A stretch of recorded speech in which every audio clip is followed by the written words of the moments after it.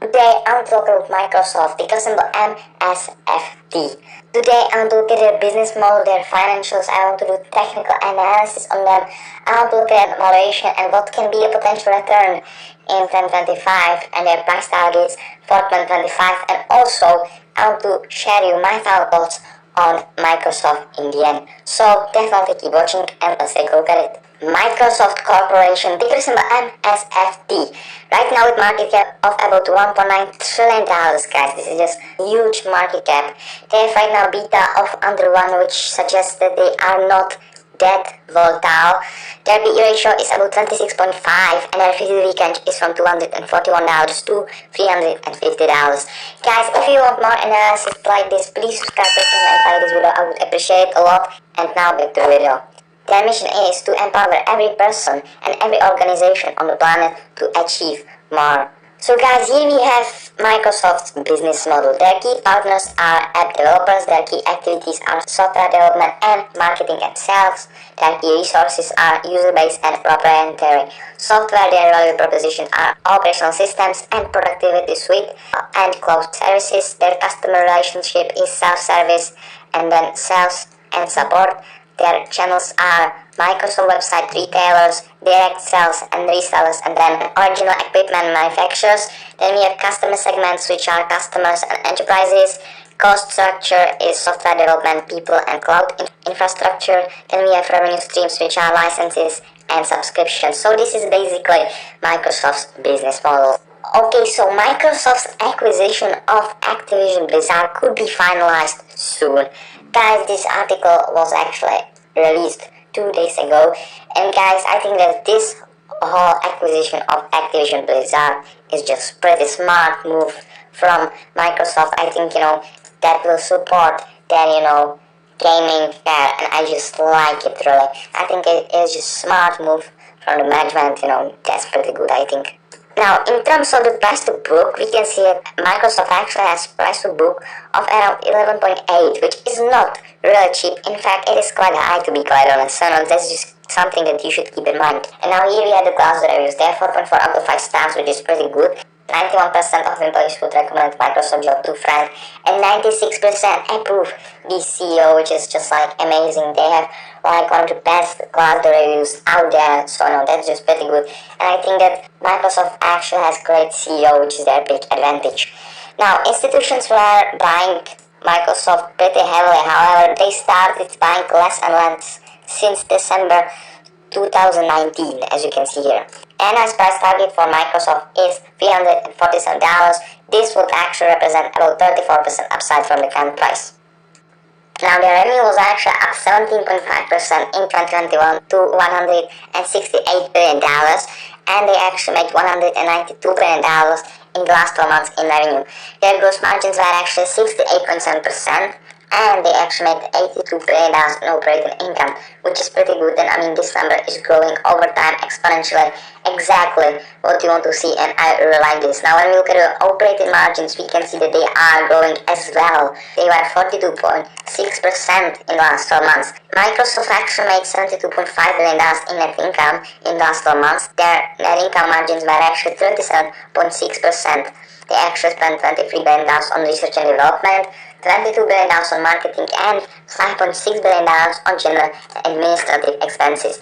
As of right now, Microsoft actually has about $105 billion in cash. They should receive $32.6 billion, and they have $154 billion in total current assets.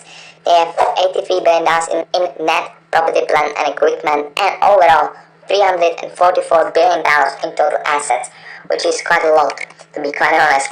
Their total liabilities are $77.4 billion. They have $48 billion in long-term debt and $182 billion in total liabilities. When you look at the total equity, we can see it is growing over time. Exactly what you want to see.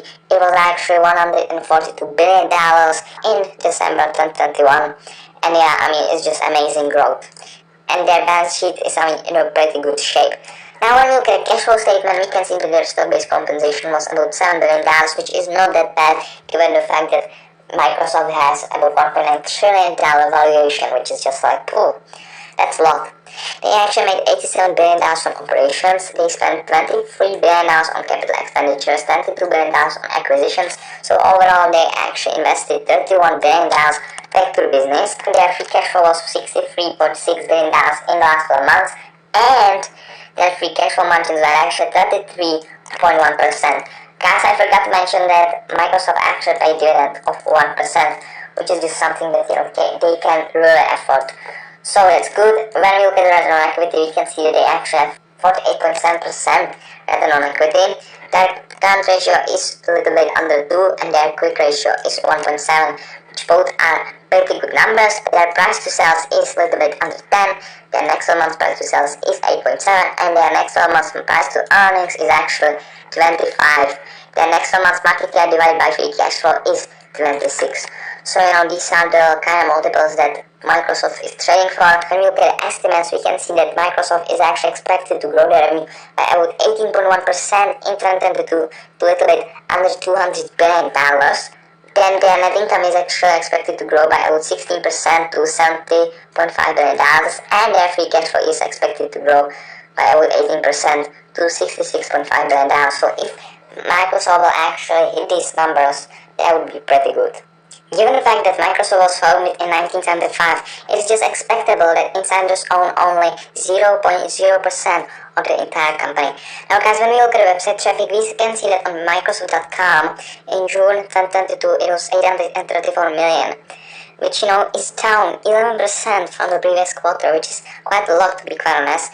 And when we look at the previous year, we can see that it is down by about 150 million from the previous year. So that's a bit concerning, something that you should kind of keep in mind. When we look at the share of search on gaming consoles, we can see that Xbox Series X got 36%.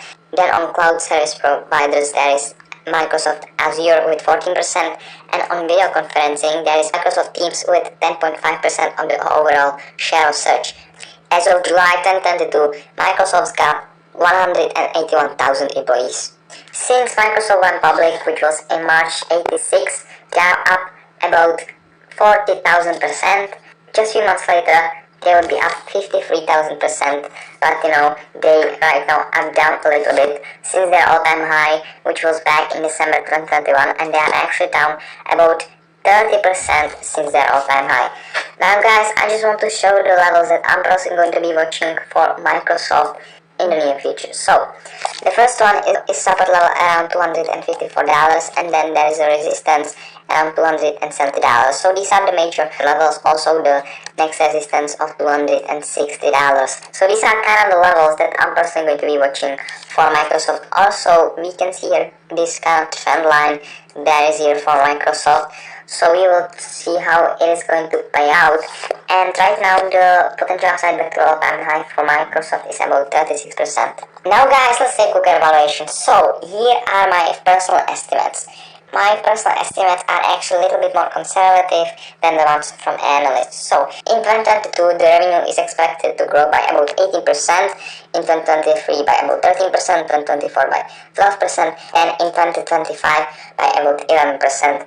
So the revenue should grow from 2021 all the way up to $278 billion in 2025. I expect the net income margin to be about 33% in 2025, which would give us a net income margin for Microsoft of $92 billion. Now, in terms of the PE multiple that I'm using here for Microsoft in 2025, I think that the PE should be around 25, which is, I think, reasonable given the fact that Microsoft should still grow double digits after 2025. So this gives us the 2025 price target of $308, which would represent around 94% upside. For me personally, I don't see that much of an upside for Microsoft. I think that they are right now really not cheap. So that's just something you should, I think, kind of keep in mind. And I think that even if they are going to hit these numbers, they still are not a good deal. So that's why I'm not going to be buying them. However, let's take a look at my final thoughts. So guys, here are my final thoughts on Microsoft. So first, the risks. The first risk that I have here is valuation. I think that the valuation is right now not cheap. In fact, I think that Microsoft is right now a little bit overvalued. So that's just something that you should keep in mind, and that's why I'm not going to be buying them. Then the growth is slowing down, which is expectable. However, it's just something that you should keep in mind. And also they have kind of a lot of competition. So again, that's just something that you should think about. And I will say look at opportunities. So they have great brand awareness, like they have great Glassdoor reviews. I mean, people I think really like Microsoft. A lot of people just use them, so that's pretty good. Then they have good balance sheet, that's pretty good. They have great CEO. I personally really like him, and I think that he achieved amazing things in the last few years. Then they pay nice 1% dividend, and then their return on equity is 48.7%. So guys, these are my opportunities, and as I said, I'm just not going to be buying Microsoft because of the fact that I don't just like the valuation. But guys, let me know in the comments what do you think about Microsoft. If you think I'm wrong on something, definitely let me know. And if you enjoyed this video, please subscribe.